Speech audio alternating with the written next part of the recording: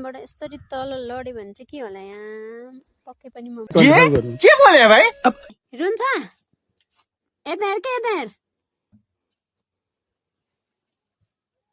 बडो होला अनि त्यहाँ चाहिँ घाममा डुब्न लाग्नु सरी कहाँ जान लाग्नु बच्छ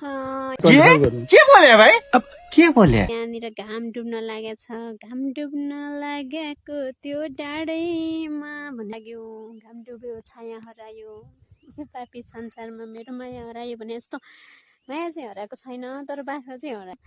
टोयलेट जाँदा पनि मेरो हातमा मोबाइलै हुन्छ के बोले भाइ के बोले हेलो गाइज के छ सबैजना सन्चै आरामै हुनुहुन्छ होला जाडो छ चिसो छ है प्युठानतिर एकदम चिसो छ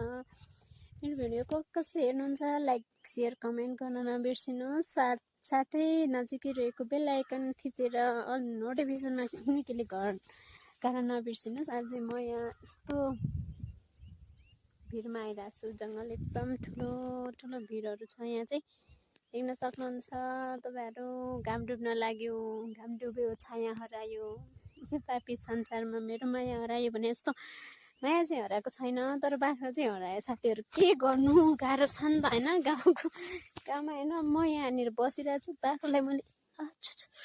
ओ माइ गड झन् सर्पले टोक्यो डर लाग्यो माल्ला यस्तो झन् के अल्झ्यो कि खुट्टामा के गर्ने साथीहरू एक्लै छु होइन बाख्रा हेर्न आएको कुरा गर्ने मान्छेहरू पनि कोही छैन नि त्यही भएर मोबाइल भने पनि सरी मोबाइल भने पनि बनाएको साथी भने पनि के भन्छ त्यो हस्बेन्ड भने पनि जे भने पनि मेरो मोबाइल छ होइन अनि के भन्छ बरु खाना नखाइकन बस्न सकिन्छ होला साथीहरू हेर्नु होइन अनि बरु केही नगरी पनि बस्न सकिन्छ तर यो मोबाइल भएन भने चाहिँ म बस्न सक्दैन टोयलेट जाँदा पनि मेरो हातमा मोबाइलै हुन्छ जहाँ जान्छु मेरो मोबाइल त हातमा भएकै हुन्छ साथीहरू होइन त्यही भएर एकदम चिसो छ होइन तपाईँहरू देख्न सक्नुहुन्छ यहाँ जाडोको मौसम छ चिसो छ म भिडमा छु बाख्रा हेर्न छु एकदम ठुलो भिड छ यहाँ म यहाँबाट यसरी तल लड्यो भने चाहिँ के होला यहाँ पक्कै पनि म मर्छु होला साथीहरू होइन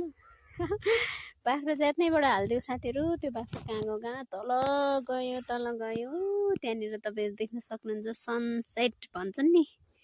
हो त्यस्तै त्यहाँनिर घाम डुब्न लागेको छ घाम डुब्न लागेको त्यो डाँडैमा भनेर स्वर चाहिँ खासै राम्रो छैन त्यही पनि देख्न सक्नुहुन्छ कस्तो दामी देखिन्छ